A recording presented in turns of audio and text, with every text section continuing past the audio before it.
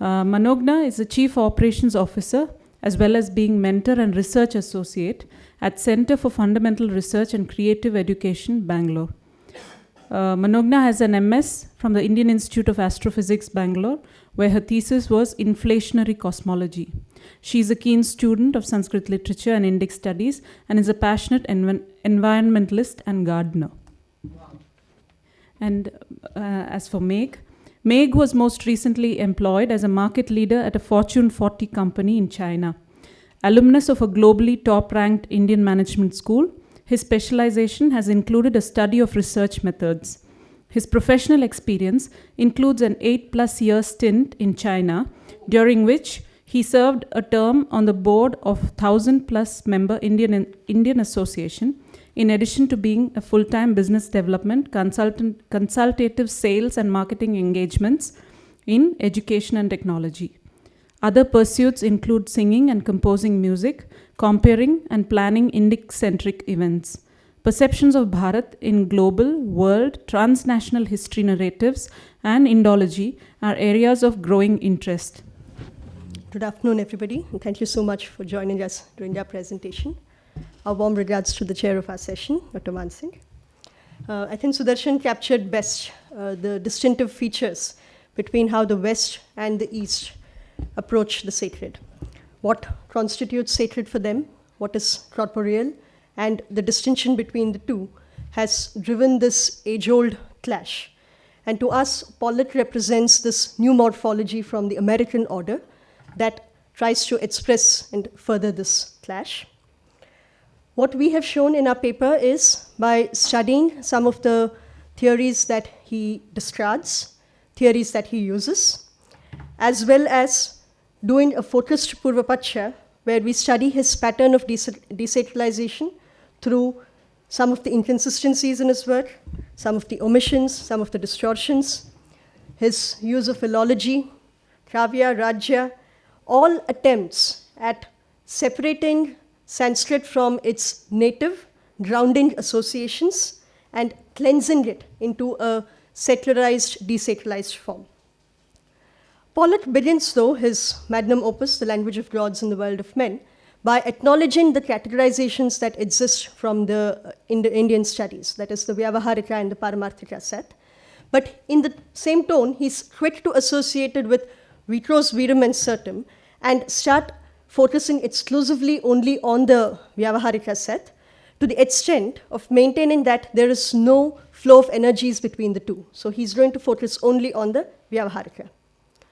The highlight of Pollock's mosaic lies in the dichotomy that he creates when he says Sanskrit in pre-modern India, in the BC period, was exclusively used only for sacerdotal, ritualistic, liturgical purposes alone. And it is in the common era, at the beginning of the new millennium, that the desacralized form of it sees expressions in all the other Vyavaharika Sat manifestations. Its significance becomes even more important when Pollock uses this backdrop to paint a picture of an entire culture having almost no other roles for millennia except only the liturgical. He further says that there are inscriptions, testimonia, literature, philology, all which point to keeping the first Vyavaharika Sat category that he considers, which is the kāvya, into the present millennium or in the last centuries of the BC period. In fact, he believes only in ideology of antiquity and the cultural distinction conferred by sheer age have induced scholars to move them back appreciably before this date, and a move that requires conjecture every step of the way and the most fragile gossamer of dating. So what we will be doing in this paper is studying the data, the manner in which he has treated this data, to see how he has come to these conclusions. So Megh will lead us through that part.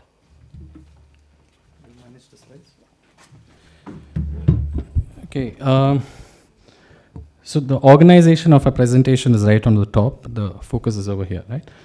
Just the next slide, please. Desacralization of Sanskrit, in Pollock's book The Language of the Gods in the World of Men, is problematic right in the book's index. The index detail desacralization of, while missing out on including in the index some occurrences that appear in the book, does include in the index though references to occurrences that are not found in the book at all. This pair of errors of missing to note that which exists while indexing that which does not, we believe, mirrors rather eerily an aspect of Pollock's scholarship with regard to Sanskrit. That aspect in which we can see him leave out, or at least severely underplay, the very visible and almost omnipresent aspect of Sanskrit, the sacred, while focusing excessively on the political.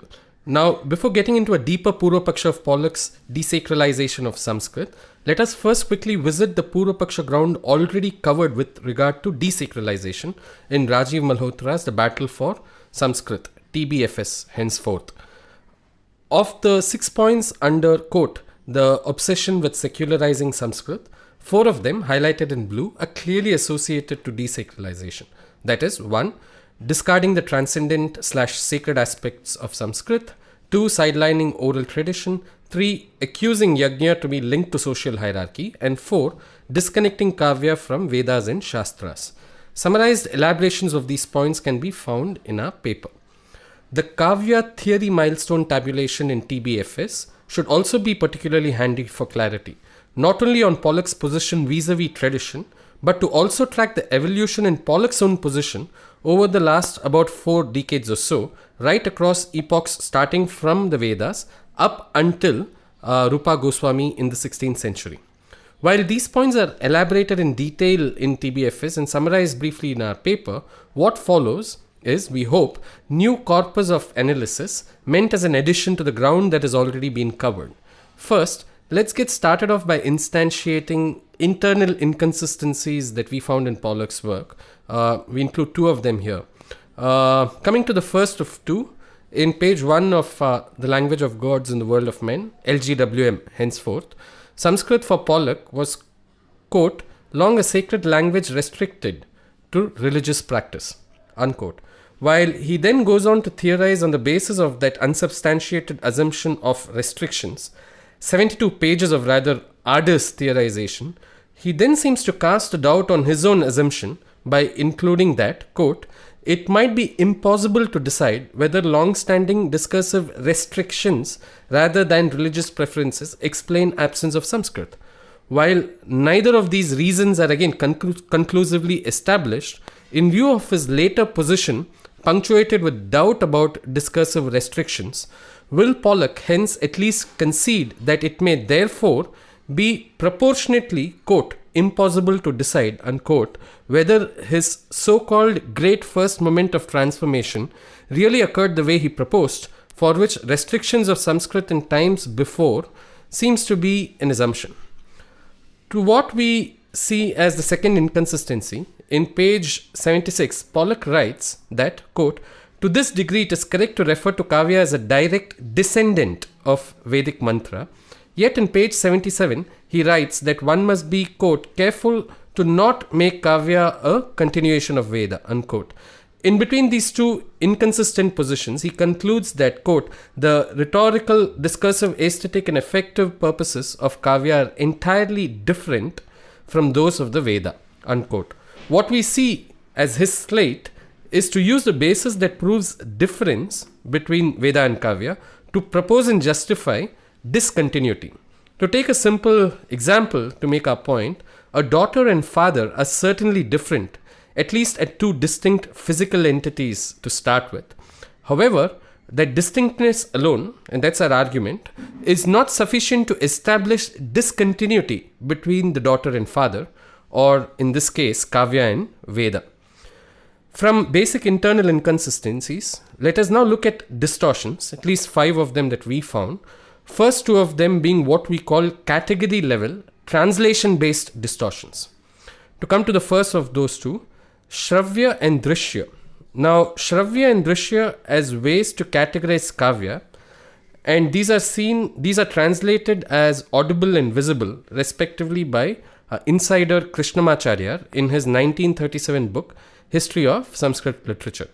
Now, these translations of Shravya as audible and Drishya as visible should be rather easy to appreciate and accept, even if one is not an expert in Sanskrit. In writing about this binary, Pollock says, consider first the old binary of Sanskrit literary theory, dating from the 7th century at the latest, and never questioned in the tradition, that represents kāvya as one of only two types: something seen, drishya, that is drama, or something heard, shravya, that is recitative. First, he makes himself appear as though he is doing a purvapaksha here, yet he does not name the specific source. Then, even as he includes something heard and something seen, which one could argue are fairly synonymous with Krishnamacharya's audible and visible, he sneaks into parenthesis though drama for drishya and recitative for shravya. Including the narrower translation of drama for drishya facilitates Pollock to make the point that there is no category for writing, and yet by not including the source, he builds for himself a back door should this be challenged later, even as the narrower translation gets his academic sanction. If drishya is the broader visible rather than the narrower drama, Pollock would not be able to make the point that there is no category for writing, a conclusion that would lend rather critical weight to his theory of the beginning of kāvya being linked to the import of writing into India. This tendency to claim to be doing a purvapaksha but not providing the specific source, which hence makes verification difficult, and yet drawing conclusions based on limited definitions, some distortive, is what we have termed as the purvapaksha trap. We can see another example of the purvapaksha trap in action in another category level translation related distortion, that of Mahakāvya.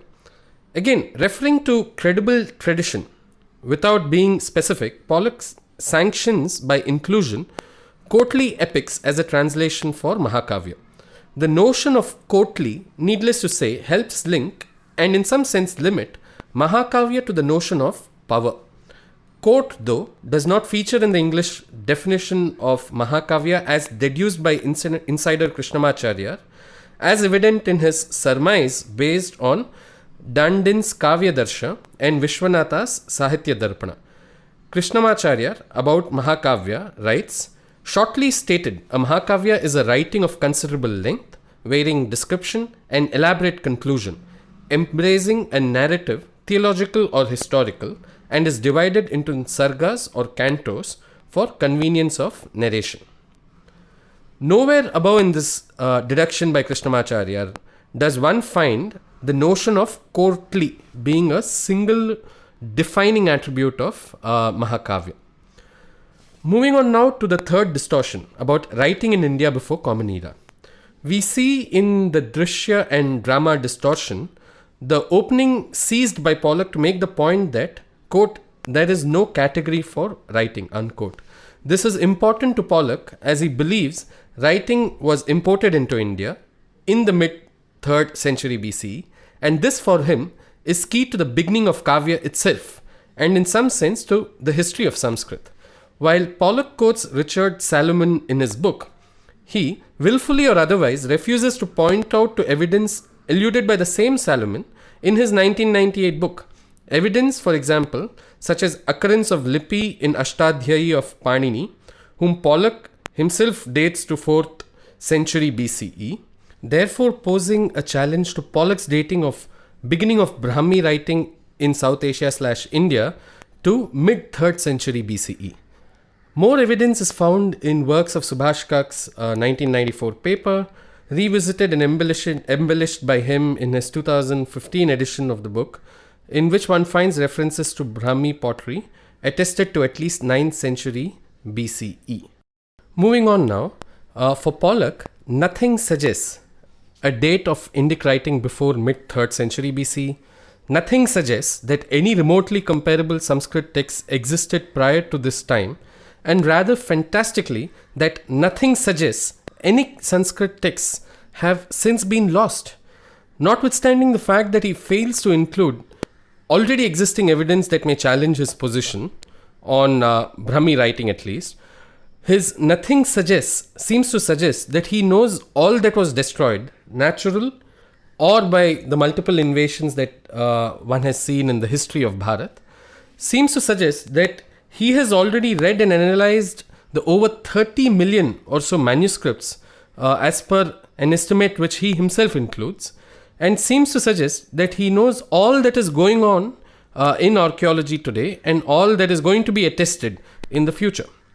Now, to the last of the 5 distortions, as we saw earlier, Pollock urges his reader to be, quote, careful to not make kāvya a continuation of Veda, unquote. The knowledge of one of the links between Veda and kāvya, which he is willing to acknowledge, the link that ancient seers of the Veda are often referred to as kavi, was, though, according to Pollock, a link that was never, quote, adopted or even registered by people in pre-modern South Asia, unquote. In other words, according to him, pre-modern Indians, who are a subset of pre-modern South Asians, if not the set itself, were, according to Pollock, unaware that ancient seers of the Veda were often referred to as kavi. Now, unless Pollock will also stick his neck out to make, in our humble opinion, the rather laughable point that pre-modern Indian South Asians had never ever adopted Srimad Bhagavad Gita or even registered its existence, how can his point that pre-modern South Asians were unaware that ancient seers of the Veda were often referred to as kavi be tenable, given this verse from Srimad Bhagavad Gita, chapter 10, verse 37, Rishinam Vasudevaha asmi Pandavanam Dhananjayaha Muninam api aham Vyasaha Kavinam Ushana Kavihi. Moving on now, and from distortions to supplementing the body of evidence that is found in the battle for Sanskrit, while staying on this point of the linkage between kāvya and Veda. Now, in the battle for Sanskrit, one finds at least 12 different points that range from verse references in Atharva Veda and Natya Shastra to books/papers that allude to the link between kāvya and Veda. To these 12 points that are already there in the battle for Sanskrit, we add 69 data points, 10 occurrences of kavi in Vedas, 8 in Rig Veda and 2 in Samaveda, and 59 occurrences in Natya Shastra. We believe these could be further mined for more specific insights in this regard by future work. While we'll not go through each one of them over here, here is just one example of the 69. Rig Veda, Mandala 5, Sukta 39, which includes Kavyam Vacha, that has been translated as poetic words. And this should not be insufficient to establish the link. Now, on this topic of Veda and Kāvya, a rather categorical omission, and no, we've not misspelled categorical in the slide, but deliberately spelt it that way in order to convey the fact that the whole category has been willfully otherwise omitted, the category being Upavedas. Now, according to late Kanchi Acharya Pujya Mahaperiyawal, Shri Chandrasekhar Saraswati Swamigal, quote, Ayurveda, Arthashastra, Dhanurveda and Gandharva Veda are called Upavedas, subsidiary Vedas, unquote, and that, quote, the connection with the prime scriptures is thus obvious, unquote. In this chart, an A2 size chart titled Chaturdasha Vidyasthana, the sacred books, Gandharva Veda, which is contained in the category Upavedas, includes key kāvya texts like Kāvya Darsha of Dandin, Kāvya Lankara of Bhamaha, Kāvya Mimamsa of Rajashekara, and also Pollock's off-cited Sringara Prakasha of Bhoja. Choosing to not see continuity between Vedas and Kāvya, and to not see or at least underplay the sacred, would clearly be discarding the view of indigenous tradition. For further study of patterns in Pollock's desacralization of Sanskrit, I will now call on Manogna. So with this characteristically flawed treatment, that he gives to most of his data, almost making it a signature, Pollock goes on to give certain theories about the way Sanskrit spread in the new millennium. And the key to that lies in the way he uses philology.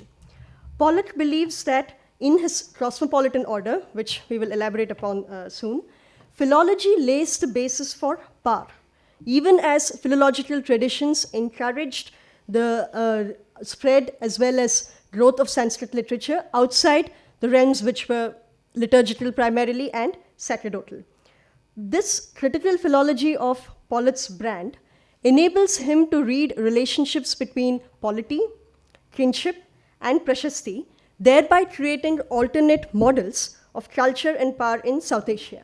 And he believes Sanskrit as a language carries the traces and imprints of this wherever it spreads. So he then remains faithful to his typical modus operandi of asking the biggest of questions, but then using his data sets formed out of like really small subsets. So what he does, he starts off by thinking of the culture, then narrows it down further to literature, and from literature he's now come down to kāvya. And he tries to analyze culture-power relations by studying the relationship between kāvya and rājya. By separating kāvya from any connection to the sacred, and then without studying rājya in terms of any of the native structures, what Pollock wants to do is study themes of domination, exploitation, and violence that arise from power. Pollock maintains that the relationship he has defined between kāvya and rājya has interpretative challenges from within the tradition. So what he does is, instead of analyzing it further from the canons, he goes around considering several modern Western theories, actively dismissing them, so that he sets the basis for the cosmopolitan construct as that which would explain the whole spread. In fact, with this new model, he says Sanskrit became territorially expansive, it became politically universalistic, and ethnically non-particularized. So if you study these terms, these are all terms which place Sanskrit in a desacralized, globalized platform from which one can arrive at radical different concepts. Crucial to Pollock's thesis in the cosmopolitan order is the role played by writing. Pollock believes that the introduction of the manuscript culture and the element of writing came to India during the 2nd to 3rd century BCE, from the outsiders, of course, and maintaining that the very act of being able to speak Sanskrit. Thank you. Yeah. So the very act of being able to speak and, more than that, write Sanskrit, to codify it in written form, was thanks to Rudradaman, the Kshatriya prince's first inscription, and this was a cultural and political act, a deliberate choice on his as well as other poets' parts to break the old hierarchy. In further trying to justify his ictus on writing as being the main catalyst to the non-sacral nature of Sanskrit, Pollock then traces in the ideas of Nicholas Luhmann to see how cultural and ideational change is steered by technology. For instance, in modern days it is printing. So he's equating the act of writing, which was apparently brought into India by outsiders, as that which changed the socio-political conditions during the last centuries of the BC period, and it began with the cosmopolitan model. The next theory that he dismisses actively is that of linguism. Pollock considers ideas from Dante, Franz Rosenzweig, Antonio Gramsci, and Johann Herder, including Herder's famous statement of how the best culture of a people cannot be expressed in a foreign language, and with language is created the heart of a people. So here what Pollock does, he even dismisses Western theories which can aid to provide a picture that enables to localize Sanskrit. So what he does, he dismisses Herder's statement. He also dismisses Clifford Reed's analysis as language being primordial to a culture in the order of being something that is given, right? In fact, Reed had noted that this particularly intense feeling around language was very strong in India. So Pollock believes even this theory of linguism doesn't apply. Instead, he favors Max Weber's constructivist account and believes that the idea of the primal nature of a language is something that is actually created by social elites who used this belief to safeguard and maintain the exclusivity of the community, and this is what percolates through the society through cultural forms. This is indeed a rather convenient way of saying how the Brahmin and the Vedic order created the idea of the primordial nature of Sanskrit, and this is something that disseminated throughout the society. He also goes on to maintaining, rather incredulously, of treating multilingualism in India, because we're a country of so many different tongues. He uses multilingualism, in fact, to maintain that linguism as a theory itself cannot be applied to India. The import of it leading to a point where the claim for Sanskrit, right, being native and primal to our nature, is questioned and eventually rejected. The next theory that he dismisses is the two functionalist arguments. One is the Sanskritization. So what he does is, Pollock brings in a huge question and doubts if Sanskrit at all was used for any vyavaharika purposes. In fact, he says that the weakest of all argument is that which explains the role of Sanskrit throughout the South Asian subcontinent for any everyday day-to-day purposes. But at the same time, he also wonders how it spread throughout, right? So he creates a sort of a bizarre picture where the entire people during the first BC period have no other roles except ritualistic and liturgical ones. At the same time, in the new millennium, you have it being spread. And he's going to resolve this enigma by the cosmopolitan construct that he gives us. He further goes on to harpen back, in some sense, to his pet lens, which is that of the culture-power relations. Pollock charges that Sanskrit as a language doesn't have a tradition where it has ever considered or studied how it produces content, right? In fact, he says that, and hence he goes on to extend, there is no explanatory model even for the cosmopolitan construct. He says the concept of Sanskritization ignores the most part of critical aspects of the transculturation process and has become a hindrance rather than any help to any critical inquiry in the domain. The next set of theories he dismisses are that of legitimation. Pollock maintains that it is patently false, at least for South Asia, that before the coming of colonial modernity, there existed a single, unified, unblurred vision of either power or culture. So there is no concept of any dharma in any of its forms that he considers that could be a unifying force. Instead, he repeats ad nauseum that kāvya and writing were tools of desacralizing and unfettering Sanskrit from the oppression of the Vedic domination. He dismisses even the applicability of legitimation theories and sums up a case where he says the notion of legitimation, Sanskritization, ethnicity, linguism, cultural naturalism are all obstacles from modern Western theory that is placed in understanding pre-modern India. He also considers two other theories that he categorically dismisses in his journey of building a highly desacralized, globalized Sanskrit, and that is that of civilizationism. In fact, Pollock says the two analytical frameworks that are even more obstructive are the one that frames India as the civilization it always was, and the one that frames it as the nation it could never be.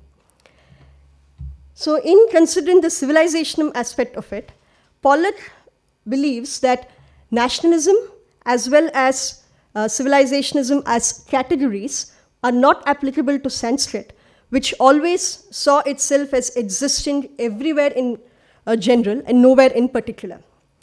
He says, to an outsider looking in the field of South Asian studies, the history of civilization problem falls into two major phases. One is that of the colonial European, and the other of the Indian chauvinist. So on the European side, Indianization of Asia is seen as an antecedent to its own contemporary imperial project. And on the Indian side, it is taken as a consoling reminder of India's own triumphant colonial past in the face of a humiliating colonized present. I think the line that he uses for the Indian one is actually more bothersome to me, where he says India had a colonial past and then it became colonized. So he's going to take our own theories and tell us we were the colonizer of Southeast Asia. Sanskrit is found in Indonesia, Java, everywhere. And the introduction of the British colonialism is basically a reminder of our glorious colonial past. Then he goes on to quote, in fact, to substantiate his arguments, French writers who always interpreted pre-modern colonization by Indians as a forerunner of their own well-known civilizationist missions. Clearly what Pollock does is want to build a case to show that India itself had a colonizing past, not just being colonized. He further considers words of Walters and maintains that, for example, in the Cambodian language, where Sanskrit has spread, most of the local forms of the language have apparently been effaced in favor of the trans-regional Sanskrit. So that is an indication that Sanskrit, wherever it went, wiped out the native local forms and replaced it with its well-built structure, with grammar and philology, all that were tools that were created to oppress. In fact, the next sentence is more bothersome. He says, the foreign does not become such until civilizationist thinking makes it so. Prior to that, the foreign is simply a cultural element circulating in the vast world, its origins undecidable, and very likely irrelevant to the people who proceeded to make use of it. What does this sound like? This sounds more like a line sort of justifying colonization and imperialism. When you say you can't claim what is foreign and what is native, when you cannot establish that distinction, it becomes the next step that you can take into justifying even imperialism.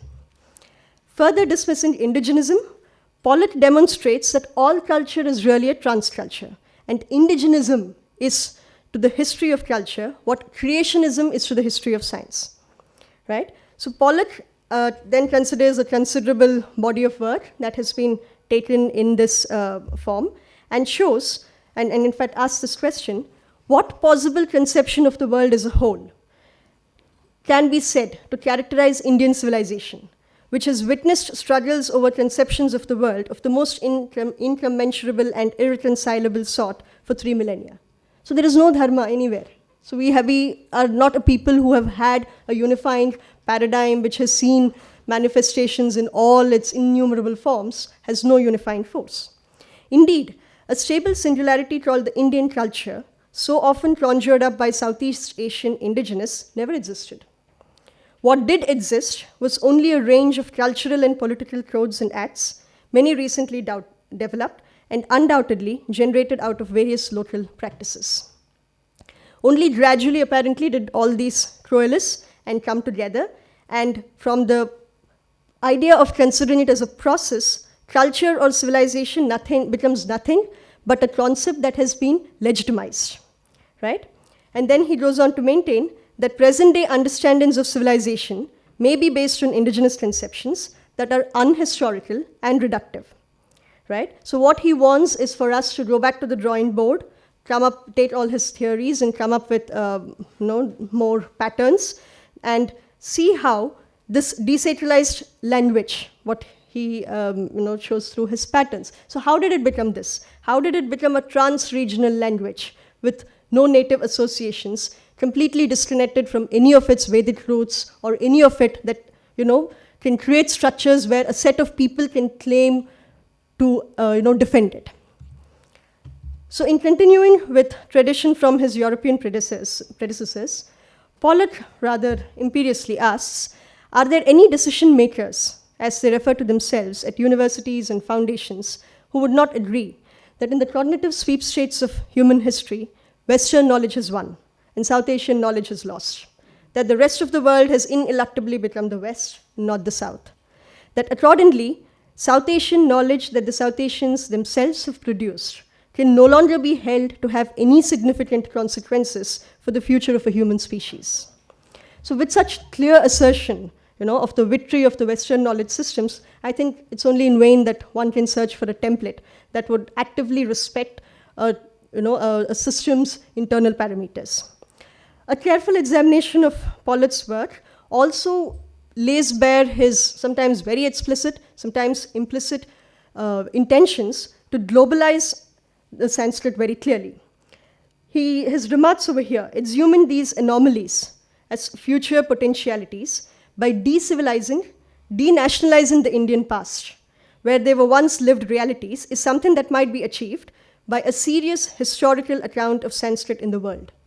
One seeking not a return to roots, but a coming to terms with our roots. Basically an unsentimental, non-defensive history that is one not merely pointlessly erudite. This is the version which he very generously gives us. So what we have aimed to show through this paper is not only, firstly, study his data. He has a very signature treatment of data, whether it is the inconsistencies, omissions, the sleights of hand that he plays into. So our first part has been in seeing how this factors in with desacralization, and also to see how he actively discards models and theories even from Western ideas, so that he can go around laying a construct for his cosmopolis theory that would give us the kind of desacralized Sanskrit that he very generously gives us. Thank you.